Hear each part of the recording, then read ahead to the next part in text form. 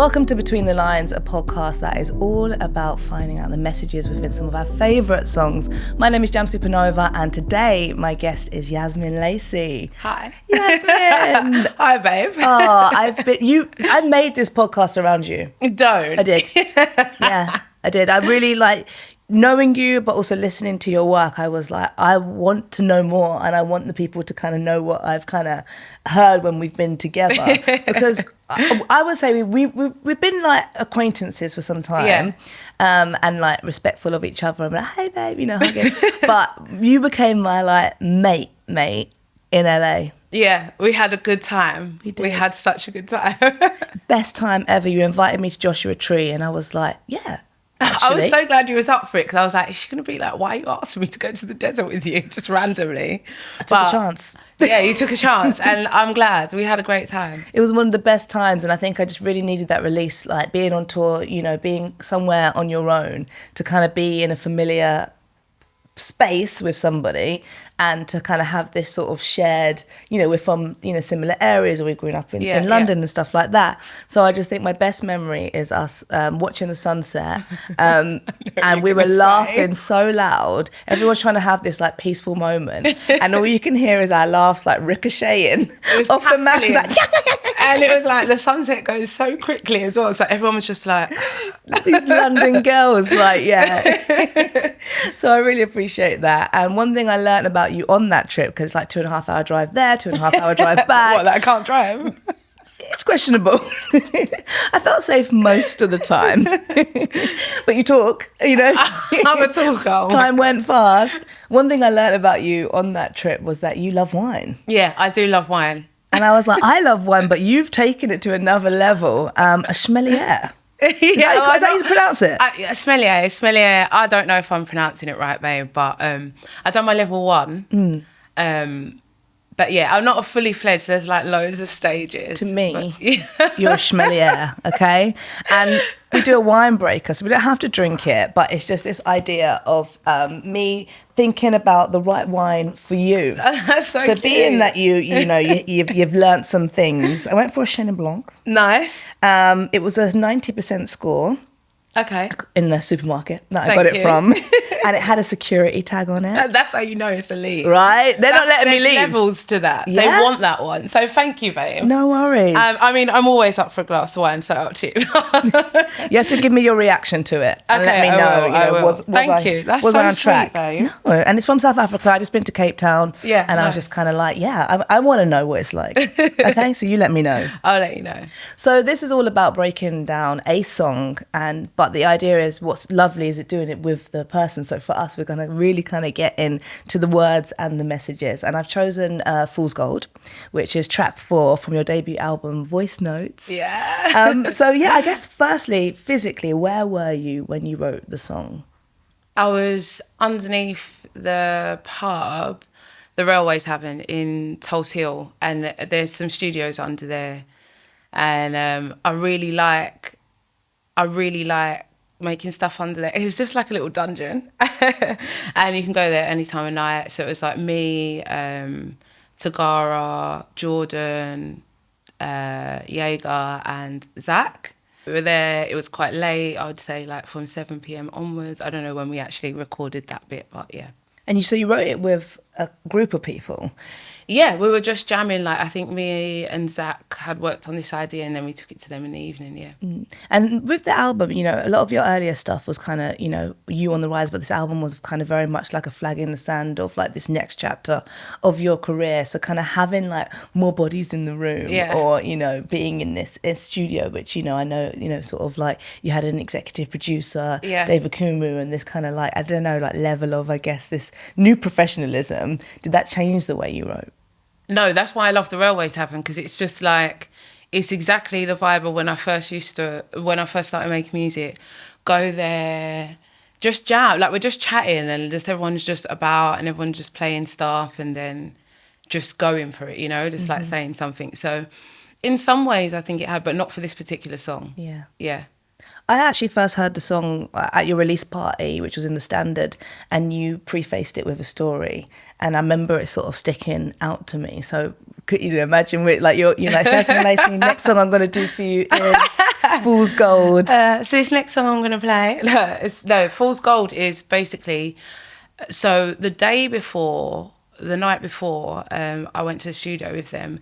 I was coming back from somewhere, I left somewhere super late and I was at the bus stop and I got chatting to this woman. I'm trying to think now, I think it was just a lighter, we exchanged a lighter and then we started chatting. And she asked me like where I was coming from and all that. And then we just had this massive long conversation. And I remember like when I went to the studio the next day, that was just in my mind. And we were like jamming. I remember singing like, I met her at a bus stop or whatever. And then it just kept going around my head. I was like, okay, I need to write this conversation out. And what was so profound about this conversation with this stranger in the early hours of the morning? Timing, like, you know, I'm a big believer in signs. And it's like where I was coming from, I think I was like, had lots of different things going around in my head and like a lot was going on in my life. And I don't know, sometimes when you meet a stranger, it's just like, you can just say whatever, like you don't know anyone. And we just had this exchange and it was like one of them conversations where like, yeah, you're right, babe. Do you know what I mean? And like... They're just smoking. Yeah, I know, tell me about it. Mm-hmm. And so, yeah, we just connected and it stood out to me. And on the first listen, you know, I guess I'm wondering, you're speaking about this experience and this idea of this woman trying to find fool's gold. But then I wondered if there's a part of you that's within it as well. In this conversation, are you both searching for something? 100%. And I think that in most conversations or whatever in life, like what stands out to you is because that's what you resonate with. So what she was saying about her life resonated with mine. And there were definitely similarities, you know. So, yeah. And was it like you talk about relationships? Were you talking about, you know? Yeah, we talked about She asked me for a lighter. She asked me where I was coming from. I was coming from a party. So we'd both been drinking and we were just talking about that and just giggling. And then she told me that she was a sex worker. She was just talking a bit about that. Talking about a guy that she'd been seeing, and I started talking about a guy that I'd been seeing, and then it was just like typical like women in the toilet at a club conversations like, yeah babe. It was just like that, but it was really interesting hearing about her life. And yeah, I don't know, she gave me some gems. But there's definitely a little bit of me in there for sure. I like the way that you kind of I guess broach the subject. It does come through that she's a sex worker. I don't know why I kind of felt that already. Yeah. And you sort of I guess you sort of talk about the idea of like trying to get a quick fix or a dopamine hit, but whether it's kind of, you know, visual in the way of being addiction, but the way that you write about it is very kind of matter of fact and non-judgmental, which I feel like is the kind of conversation that sort of needs to be happen. Yeah. And it's the only when you are out at that time of night are you going to encounter, you know, people that do that work. And I guess, yeah, for you, when you're sort of writing these sort of quick lyrics, how did you kind of make it so matter of fact and not trying to delve into the why of why people do things? One, it's none of my business. Like, I do think, like, coming at something from judgment, it says probably more about you. Like, I'm, like, I don't know, it's like everyone's life's different. She might have been, like, thinking about choices that I'd made in that conversation and being like, oh, babe, you know? So, yeah, definitely no judgment. It's more observation. And you know what? I think I always write like that because I always write how I speak. And do you know what I mean? Me and you have had enough conversations now. It's like, I'll tell you like, nah, Jamz, it's just fool's gold, that bit. You know, that's just how I speak. So I'm just writing as it comes to me, like as I remember stuff, you know? And matter of fact, just because that's just life, isn't it? Like the conversation we were having is just really matter of fact. So I'll read from the first verse, Okay. Which I always get a bit nervous about in front of the artist. She's left down, stays close, tried to catch a rose, ended up with a thorn. Getting by for a turn, glittered knows she just wants to feel gold. One thing you've got to know outside yourself is fool's gold. She crouched down looking for treasure, quick touch fix. She needed a dopamine hit. Sticks like glue, sick rapid tricks. She was there for fool's gold. Shakespeare. It's so weird having someone read your lyrics. It's hard me reading them. I feel like I can't read. One of the things that I sort of was drawn to was, I guess, the analogy of a rose, yeah, which is such a universal, you know, I feel like if I was to make a compilation of all the songs that mention a rose, you know, I think there's a lot. But the way that you've done it is like in a way that's not cliche. And is that something that you sort of consider when you're writing? If you're like, no, that's too cliche. No, it needs to feel like this. No, and if you want me to be 100% honest, sometimes I write things and I'm like, yo, that's cheesy. Like, I'm like, no, yes, is that what you're actually saying? But I just learned quickly, if you're going to do this, like, I can't be the one judging myself. I think once you put something out, you're up for scrutiny, and everyone, like, it is some people's things and not. But I have to write it in the way that feels true to me. And if that's cheesy one day, it is. If it's angry one day, then that's how it is. But I've got to sing it, so I've got to say it in a way that feels right to me. So I don't really think about that. And sometimes I do, and I'm like, that's cheesy. But I just like, oh, whatever. You have to get outside yourself. You have to just let that roll off and like commit to the fact that that's how you felt at a time. It's only a moment. You know, like sometimes these things are written in pen and paper and you're like, wow, it is like, it does like carry on. But it's just a snapshot of how I felt at that time. Yeah. I haven't heard the word fool's gold in such a long time. Like, it reminds me of something that your nan, like a Jamaican proverb, you know, might say. But for you, is that kind of like within the vernacular of how you speak? Yeah, I like, and it probably does, like, my parents are Caribbean, and it does feel like something my nan would say. Like, I'm such an old soul. But I think I grew up I'm obsessed with the way people like eat up words if English isn't their first language, and like the way people phrase things, or, you know, if you come from a different culture, how you like translate things into the English language. My nan would just always have these phrases like about random things, and I think that's one of them that she would say. But also I think it is maybe I just made it up, but I think it is, I definitely didn't make up fool's gold. I mean, it does exist somewhere. No, it does. I didn't mean it like that, but I'm just saying, like, you know, like just the way my family speak, the way my friends speak, like there's a phrase for everything, you know, like at the end of the day, and when all's said and that, all of these kind of things is just like in my everyday dialect, I suppose. So and put it in the song. Yeah, and I love the way people's like turn of phrase, you know, like we were actually talking about this the other day, and when we were younger, my nan always used to say to us, if we didn't go to sleep, like, you know, kill donkey, and we never, it doesn't make any sense, but like, that's just her way of like saying it. And I'm so excited by those things in language. And so I suppose I just want to put as much of that, because that's me and that's the way I speak in the songs, you know. One of the best lines I ever heard was from my friend's nan, and she's like 103 now, and she's still going strong. Kid, yeah, she was saying, you can't stop Doug from bark and people from talk. That's a good one. That so is a good. one. And we always say it to each other. Do you know what I mean? It's true. Like, and I feel like, and also it's a way of preserving those little phrases, isn't it? Like, yeah. Part of the Voice Notes album as a sort of conceptual album, the way it kind of opens, and even this experience at the bus stop, it was the process of making the album and you being in this space of like almost self-therapizing and not being able to afford therapy. Sometimes that bloody haunts me. I'm like, why did I say that? It's like, that's what opens the album. It's real. Like, I think music is therapy always. I would just like to say at this point that I have the opportunity, I do think it's worth spending money on therapy. I take that back. Invest in yourself. Invest in your mental health, guys. You know what I mean? But that's the one thing that I'm so grateful for music to me, because the way that I came into it was not always to pursue music. I've always been writing from like something that needs to come off my chest. You know what I mean? And so I think for me personally, it's always like that. Maybe now, like, and I've been doing it longer, I'll come to a stage where I can, you know, get outside of my own head and maybe write about something that I'm just, you know, observing. But I think it's always been a release for me to write things like that. And that is a form of therapy, because there is an element of me that, like, transforms that energy.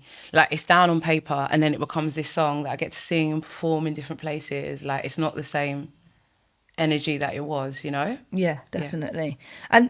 And even for us, I guess, on the other side, you know, we're kind of being therapized by the music. It's this kind of exchange, isn't it? And people kind of add meaning to songs that are for them in their life. So anybody that kind of reads this song is this idea of like, is it the idea of searching for something outside of yourself when you should be searching within? Yeah. In some ways. Yeah, and I think fool's gold is just like that thing that feels really shiny that is probably not all it's cracked up to be, you know?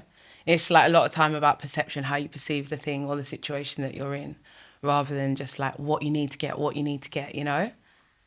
You spoke about at the bus stop, it kind of exchanged the sort of connection of both being kind of giggly and drunk and then talking about relationships. But I wonder what else was going on in your life around that time of the writing? Like what else was you kind of, I guess, in the search for?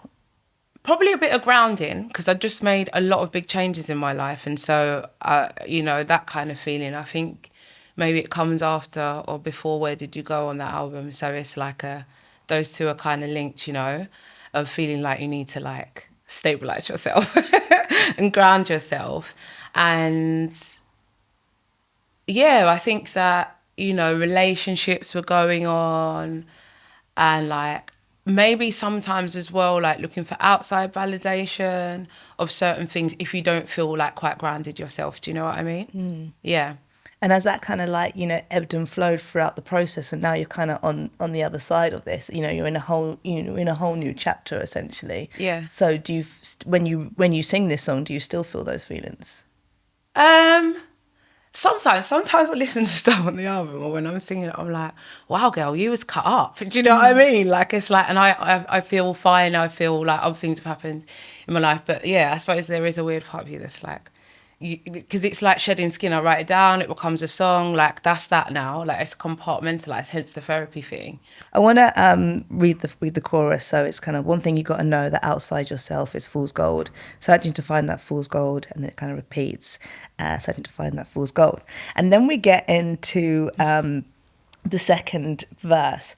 But what I really like about that is there's a change in sort of cadence. It's like, you know, she's been feeling for the limits. It's kind of like, I don't know, it's like you kind of like sort of like shoulder me with it, you know? The rhythm changes, the cadence changes, the way you say it changes, the delivery of it. And yeah, I just kind of wonder, was that purposeful and what's the impact of it?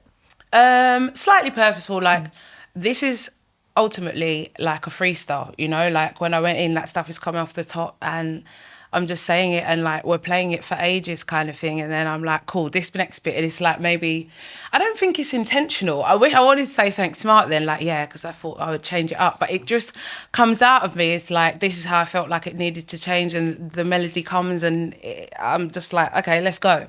You know, like there is no intentional change, but I suppose maybe that bit is maybe a realization. It's maybe where I'm drawing a line between me and her of like, you know, where I feel it, or like maybe I could change it to we, but I didn't want to. We've been feeling for the limits. Yeah. So there was a little bit of she. yeah. Hesitation. Well, no, I was about to say, yeah, because sometimes even though you're writing stuff and you're putting stuff out there, like to keep some of my privacy, you know, it's the tools, the beauty of songwriting. Is it me? Is it somebody else? I don't know.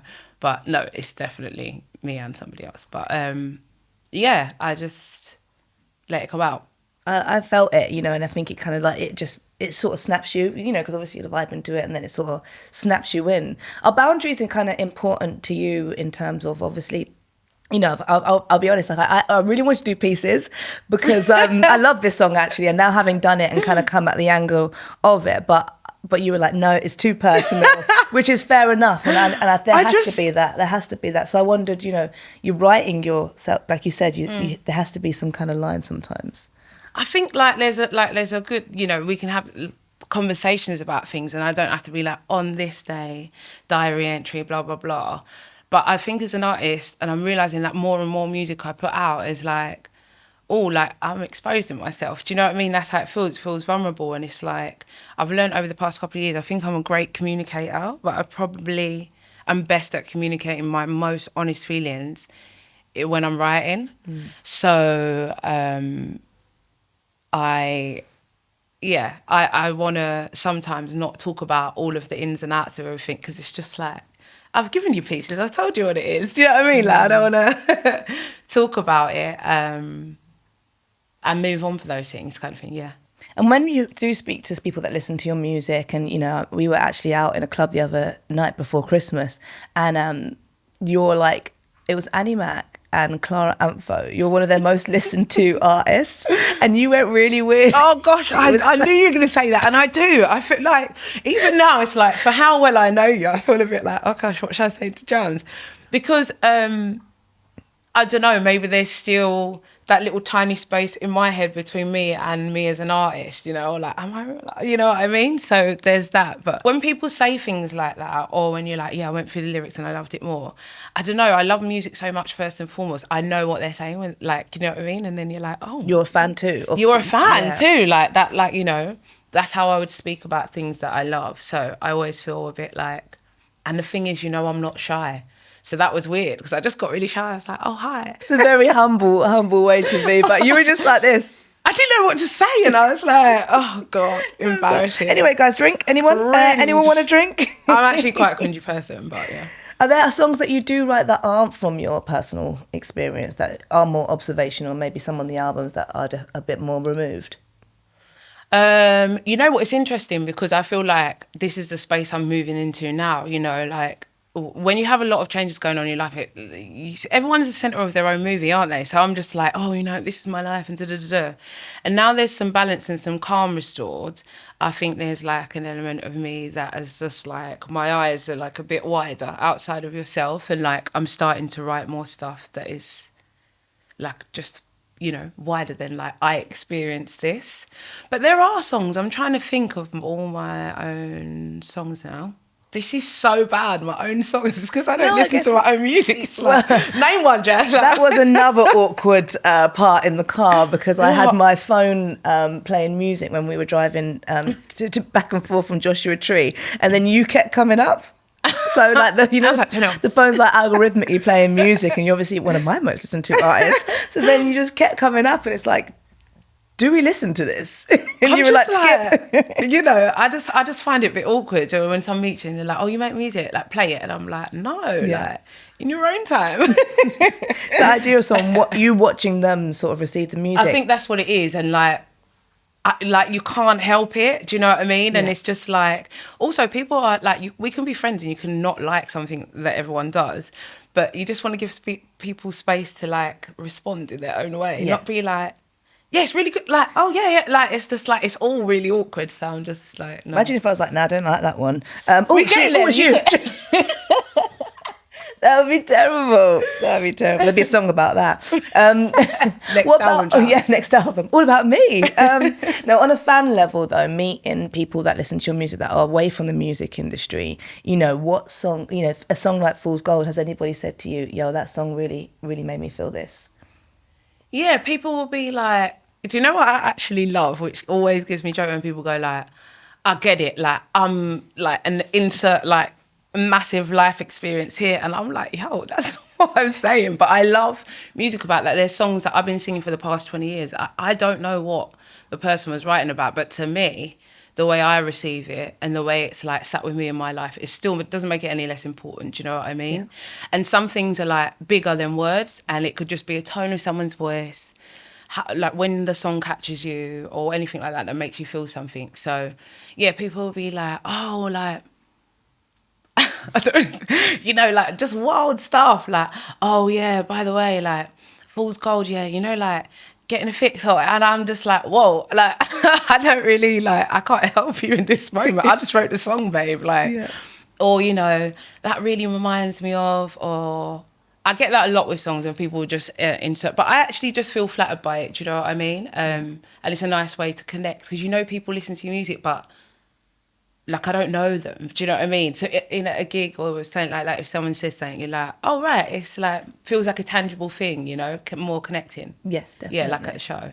I love the line, and that's what's been really great about this sort of process is like thinking about the lines when you're just like, that was a fucking line. That was so sick. She thought the grass was better, but grass is just mud in wet weather. You know? That's the you know, like. I'm not going to lie, right? But that day, shout out everyone in the studio that day because I was gassed with that. Like, it just came out and I looked around and everyone was like... That's like bars. If we were in a cypher, and you were like battle rapping somebody. This is my ultimate goal. My actual ultimate goal is to be a rapper. I'm just working on it. I'm just limbering up. Do you know what I mean? Getting there, yeah. But tell me, like, when that, like, did it just come from the dome? yeah, like I was thinking about the term, the grass is always greener.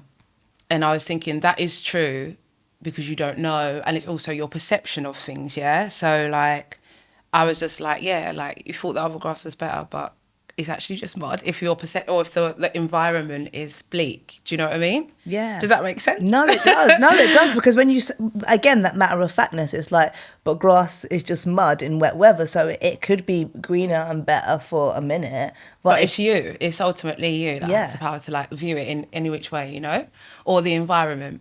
And then I was like, hold on a minute. And then I was like I was saying it and trying to get the rhythm of it, and then when I did, everyone was like, and I just felt so gassed. So sick. I was like, yeah, we're keeping that. Yeah, I'm glad you kept it in. Has there been any sort of times in your life where you like, you know, that sort of perception thing where you kind of, like a real life lesson when you've got to the other side of something and you're like, actually, it's not what I thought it would be, or it is just mud? I remember before I did music, right, and I was working 9 to 5, the way I perceived the music industry was just like people just have a nice time all the time. And then when I started doing it, I was like, right, there's actually a lot required of you in this space, you know what I mean? That's not actually what that song's about, but that has been like definitely a learning curve. It takes a lot to like put yourself out there and like package up your thoughts in this way and commit to executing it. So just things like that, I think. And also just as a very like generic one of like looking for validation outside of yourself, like just never works, you know what I mean? And it's only ever temporary. So I think that's another experience of like grass is greener. Any of them like intrusive thoughts that ever like, you know, if I just, then I'll just, and then I can just, and it's like, it's all a load of bollocks actually. Because you can get in them situations and you still feel a way about yourself. So I think that's like a good thing to learn. Yeah. I'm the biggest like grade A student in like, I'm like, I want to be praised in terms of like I love it. seeking like, you know, I've had to really work in the last sort of like 10 to 5 years on not or knowing that, being aware in that I do seek validation outside of myself a lot, but actually trying to implement things that allow me to first think about how I feel before I take on anyone else's validation. And also to say that it is natural. Yeah. I think it's natural if you're like active in the world, like active meaning like sociable, you connect with other people in the world, like to want praise. Like we're just human beings at the end of the day. Do you know what I mean? It's just it can't outweigh everything you feel about yourself, you know? So I feel like a little bit of balance, like I want to be told cute things all the time. But I also need to genuinely feel cute as well. Yeah. I don't actually read messages during my show anymore.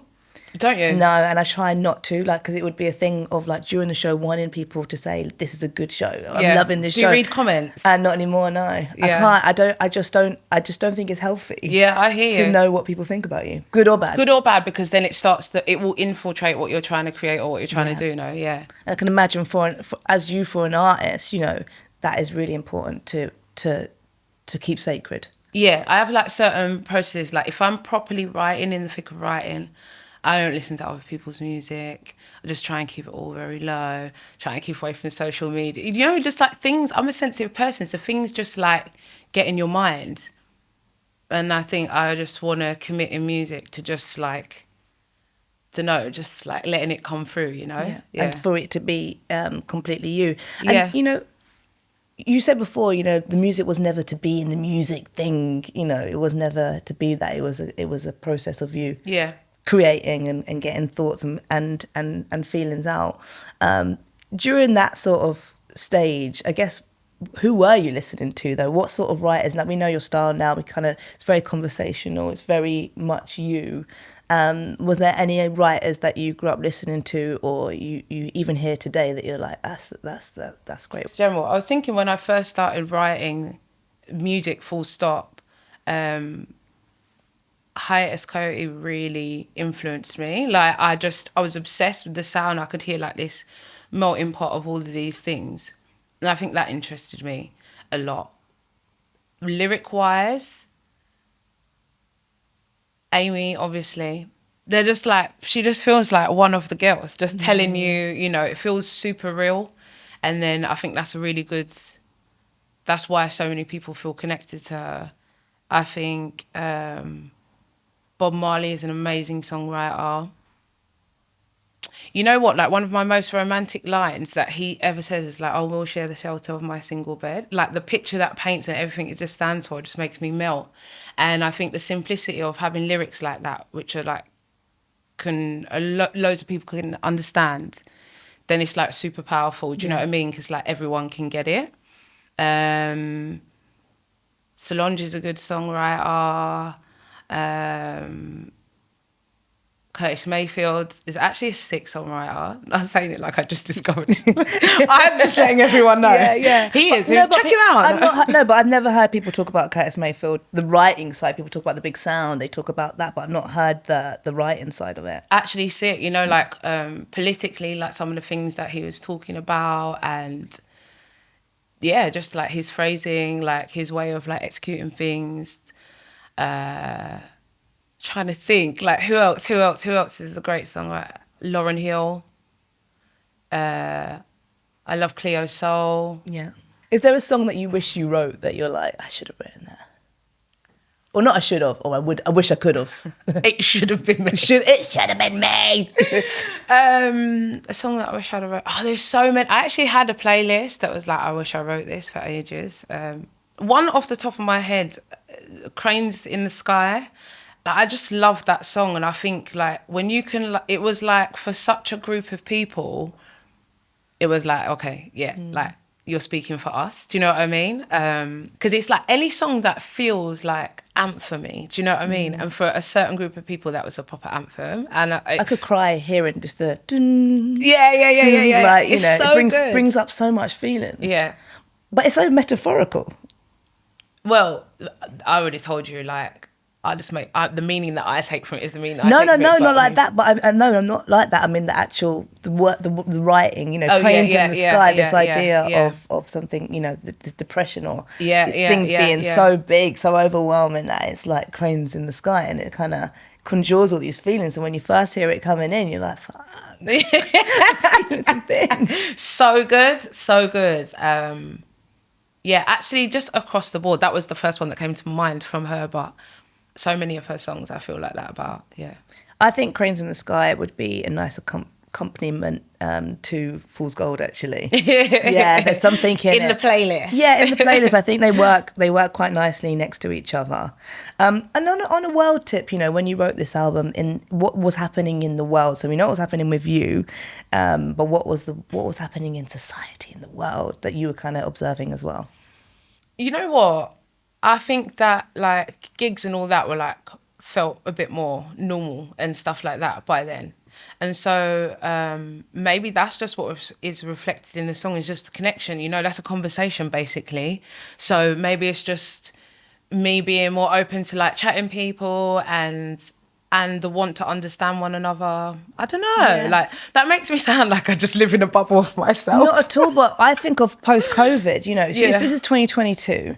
At a bus stop. In 2021, you think you're sharing a lighter with anyone at the bus stop. Or 2020, you're talking to someone at the bus stop. Like, you were standing at the other side with a mask on, no eye contact, in case through the eye contact they give you COVID. So, you know, I can understand that. So, yeah, in 2022, the world's starting to feel like it's a bit more of an open place. And then we realise that we've lost these connections with people outside of our bubbles, right? And this idea of I coming back to kind of where we started, this idea of having this conversation with somebody, and had you not have been open to having this conversation, you know, so much of while we're sitting here discussing it wouldn't have happened. I think that's beautiful. Yeah, I think that's really nice. And just like some of those moments can really change your perspective on things. Do you know what I mean? It's just like divine timing. I would have been sitting at the bus stop for ages on my own, like, you know, I don't know. Yeah, no, I took it on, and when I was sort of planning this interview, I got in a cab, and the guy was playing some music from his phone. He'd been to like a Channel 1 gig, and I just took my headphones off. I was like, you know what, let me like engage with him, and we started talking. He gave me all these garage labels to go and check out, but like it was from this song that was like, not every day headphones on, like sometimes speak to strangers. And people are so interesting. I'm so curious, you know, I think like we get obsessed with like people in the limelight, but people are just interesting, full stop. You know what I mean? How everyone chooses to walk through the world. That is like quite fascinating. Yeah. Do you know what I mean? So, and I'm nosy. Yeah. Really nosy. So it's just like, what are you doing? Like, what's going on, you know? I think curiosity is the key to life. And at the top of the interview, we spoke about, you know, the idea of the sort of not being judgmental, because it's not about being judgmental. But I think what I wanted to add to that was it's not about being judgmental at all in the kind of walks of life of anyone, the work they choose. I liked it that you wasn't trying to save her. No, because there's this whole like thing of when you read these sort of songs, it's like they need to be saved. And it's like, no. And also there's a little bit of like, I mean, my girl was fine. Like, yeah, she's living. We need to learn from her. So Yeah. I thank her, whoever Yeah. she is, at that bus stop. Have you ever seen her since? No. You may never will. I may never will. Yeah. Imagine she might just know one day. Yeah, Might that was come that. to her. Yeah. Okay, so you're already working on some new music. Yeah. So I kind of wondered, the writing styles that you sort of went on, the journey that you went on writing voice notes, and now we're kind of in a more observational place. Has that changed how you write? So I've just finished an EP, and the EP feels like a full stop of the album still. You know, it's like the close bracket of the album. And yeah, from that, like, stuff feels a lot more, I don't know, like, I don't want to like say, also because it's not finished yet, so I don't want to be like, yeah, it's like this, and everyone's like, that is not, you know, it's not going to be too different. It's still me. I'm not going to do a death metal album, but Not yet. I need to work on my old vocals, but I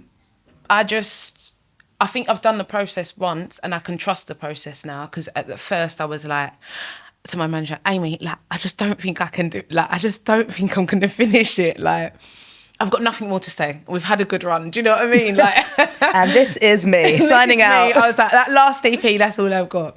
And she's always like, actually, shout out my manager as well, Amy, and my friend, because one of the things that kicked off writing for the album and writing these things is like, the minute I started to think, oh, you know, making an album, like, I started to think about what kind of album I should make, what was going to be expected of me.